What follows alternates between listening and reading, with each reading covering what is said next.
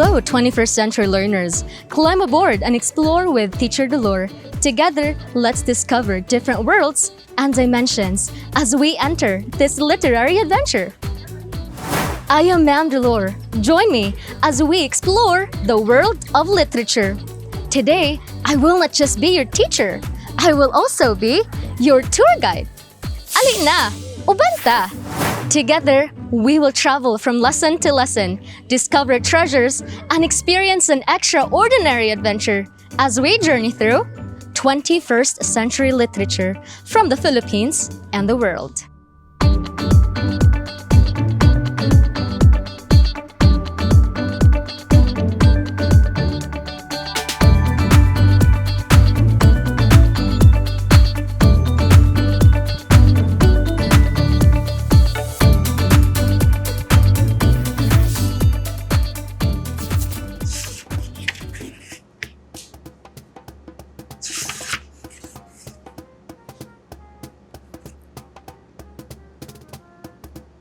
Reading literary pieces should not be a challenge for students like you. I know that understanding the selection you read takes time, but if you will familiarize yourself with the context of the literary piece, appreciation comes along. Today, we will tackle context and text's meaning. Grab your modules, notebook, and pen. Let's get ready to take off. Here we go. Here's your tour task number 1. Let us recall the previous lesson from the conventional and modern genre of literature, such as poetry, drama, fiction, non-fiction. 21st century literary genres were presented to you. Now, unscramble the word by looking at the meaning of the genre that is presented. Here we go. 1. An artistic storytelling style originated in Japan. Right, manga. 2. A website containing short articles called posts updated regularly by the same person or by people interested in the same topic. Great, blog. 3. A literary presentation where the author incorporates doodle drawings and handwritten graphics in place of traditional font. Great! Doodle fiction. Wow! Commendable! Task unlocked. Context originates from the notion of weaving together. It is defined as the circumstances that form the setting of events, statements, or ideas in the way of which it can be fully understood and assessed. The writer's context is knowing about the writer's life, values, assumptions, gender, race, sexual orientation, and the political and economic issues related to the author. Reader's context is about the reader's previous reading experience, values, assumptions, political, and economic issues. The text's context is about its publishing history. It is part of the large text, such as newspaper, history, events, translated in it. In today's lesson, you will unravel what goes with a poem, which is a composition in verse, especially one that is characterized by a highly developed artistic form and by the use of heightened language and rhythm to express an intensely imaginative interpretation. But it won't be just that. We will also identify the relationship between the text and its context. Let's continue our literary journey with some of the lines from Mi Ultimo Adios, a poem written by Filipino propagandist and writer Dr. Rizal before his execution by firing squad on December 30, 1896. Farewell, my adored land, region of the sun caressed, pearl of the Orient Sea, our Eden lost. With gladness I give you my life, sad and repressed. And were it more brilliant, more fresh and at its best, I would still give it to you for your welfare at most. These are the words of one about to die for his country. He expresses no regret, but only gladness, knowing that in giving his life, he is giving his country the greatest gift any citizen could offer. On the fields of battle, in the fury of fight, others give you their lives without pain or hesitancy. The place does not matter. Cypress, laurel, lily white, scaffold, open field, conflict, or martyrdom's site. It is the same if asked by home and country. Here, Rizal says that it does not matter where one dies, but why one dies and to what purpose. Whether it's scaffold, open field, conflict, or martyrdom's site. All death hold the same honor if given for home, country, and its people. I die as I see tints on the sky begin to show, and at last announce the day, after a gloomy night. If you need a you to dye your matutinal glow, pour my blood, and at the right moment spread it so, and gild it with a reflection of your nascent light. Rizal's execution was set at sunrise. Thus, the meaning of the first and second lines, he employs the visual senses in his poetic use of color, and then, in the third and fourth lines, adds the bright red tint of his blood to the scene, and gilds it with golden sunlight. The use of these devices ignites passion in the reader, as it is felt 100 times more so in the writer, even without explicit use of words signifying feeling. My dreams, when scarcely a lad adolescent, my dreams, when already a youth full of vigor to attain, were to see you, gem of the sea of the Orient, your dark eyes dry, smooth brow held to a high plane, without frown, without wrinkles, and of shame without stain. Since his childhood, even as other children dreamed of childish things, Rizal dreams of seeing his country free, esteemed, and with head held high. My life's fancy, my ardent, my passionate desire, hail, cries out the soul to you that will soon part from thee. Hail, how sweet this to fall that fullness you may acquire, to die to give you life, beneath the skies to expire, and in your mystic land to sleep through eternity. Here, he showers her with praise. He is his life's fancy, his ardent and passionate desire.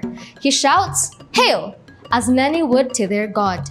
He says in the third line that it is sweet to fall so that his country may acquire fullness, and then continues on in the succeeding lines, to die to give you life.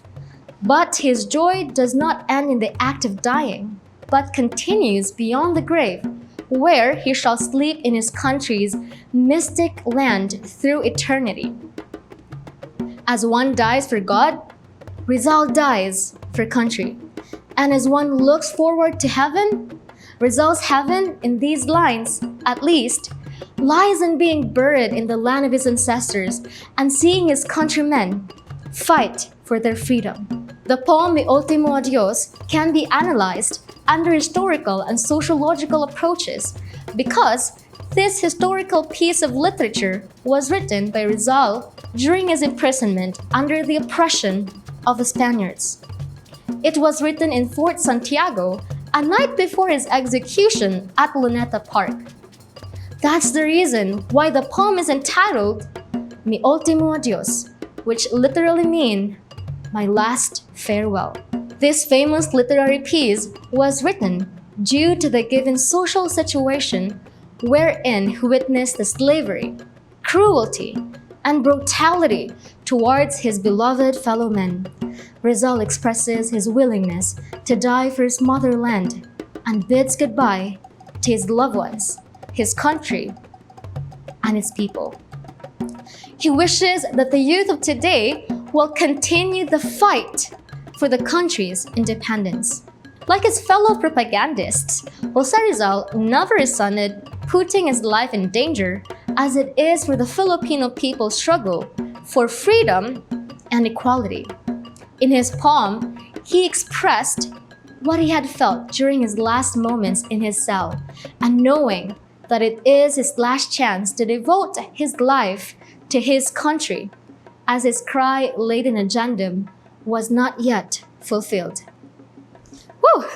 How's the literary adventure so far? Is it a smooth sailing journey? Are you now able to construct sentences that explain the relationship of context and text meaning? You're nodding! That's a positive response. Here's a flashback. On March 1896, the first issue of Kalayaan, the newspaper of the Katipunan, was published. Among the contents was the poem Pag-ibig sa Tinubuang Lupa, an exhortation to the Filipino people to join the crusade for Philippine independence. As noted by historian Jim Richardson, it was published under the initials AIB, which was generally understood to stand for Agapito Bagumbayan, which was the pseudonym placed beneath another contribution to the paper, Ang Dapat Mabatid ng Mga Tagalog, and that both pieces were written by Andres Bonifacio. Read some excerpts from the poem of Andres Bonifacio, Ang Pag-ibig sa Tinubuang Lupa. Construct sentences that show the relationship between text and context.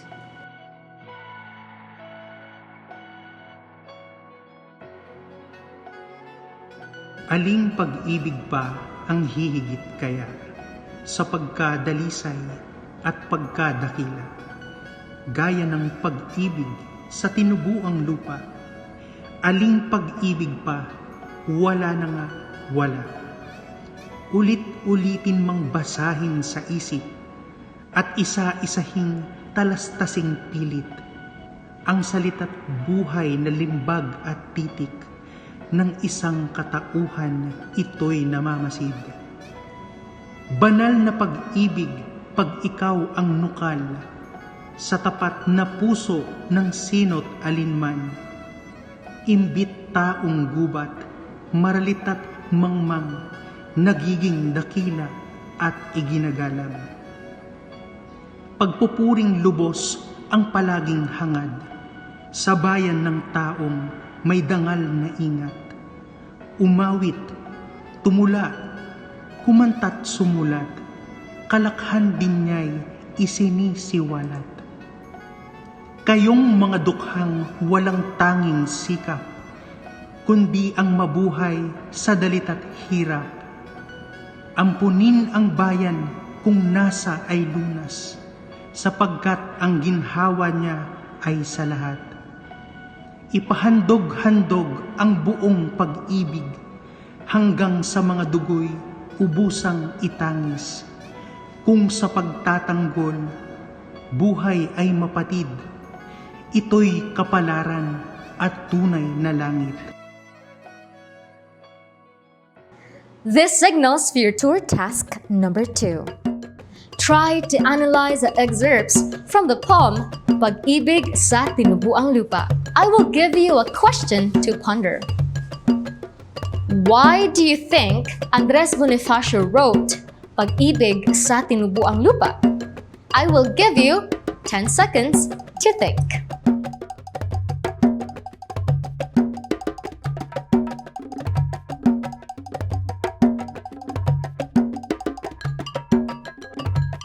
Time's up. Let's see if we have the same thoughts. Answers may vary, but I am sure that you mentioned in your answer that Bonifacio wrote the poem to encourage the Filipinos to fight our country's independence, as it states that the greatest love there is a love for one's country. He also said that this love should be the reason for one to learn to seek for justice and fight for independence against tyranny and foreign invaders. How did you get on with the challenge? I can see that your love of country was ignited. Bravo! Task unlocked. Again, the poem, Ang Pag-ibig sa Tinubuang Lupa, written by Andres Bonifacio, was one of the contents of the first ever issue of Kalayaan, the newspaper of the Katipunan, on March 1896. Bonifacio wrote this as an exhortation to his fellow Filipino citizens to fight for Philippine independence. Although Bonifacio is much better known as a fighter than a writer, he was able to prove his versatility in writing through this poem.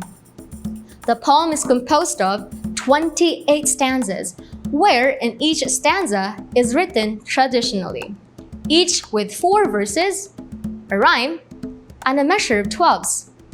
This way of writing became popular during the 19th century.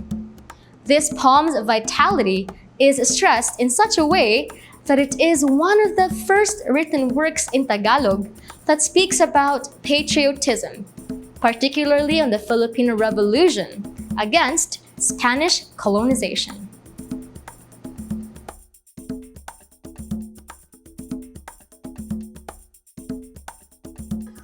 "21st century learners, I hope the literary tour was a fun-filled experience for you. Today, we identified the context and text's meaning. There is more to come for the 21st century literature from the Philippines and the world. Stay tuned for more. On the next episode, we'll journey through the creative representation of a literary text. See you next time for more #Explore with Teacher Dolore, only here on DepEd TV.